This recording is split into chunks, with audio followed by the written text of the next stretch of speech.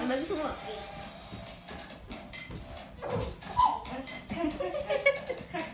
Mấy người nhảy cho em cười con.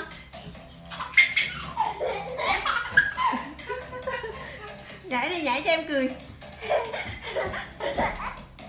Nhảy đi.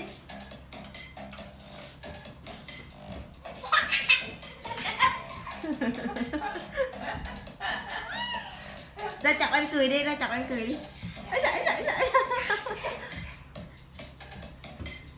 Đúng rồi, nhảy giống em bé kìa, em bé ai bác nhảy nè. Em người nhảy đi, con nhảy cho em cười.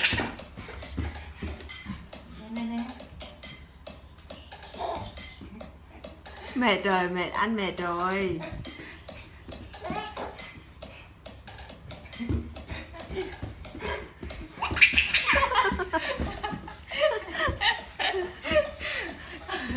Mẹ chơi. Em ơi, nhảy đi. Làm cho cười cho em.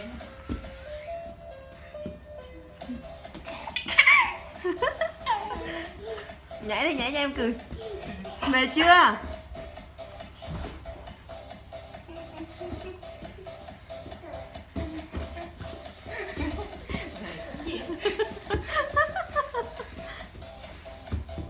Ê, chí.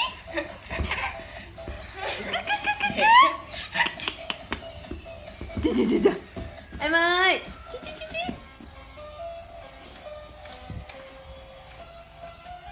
Anh ơi, anh nhảy đi cho em nhảy theo đó, em nhảy theo đó.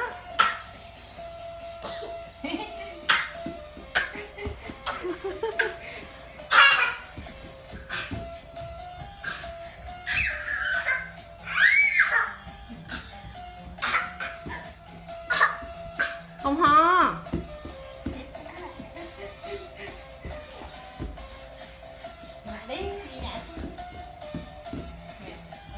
Hết cười rồi.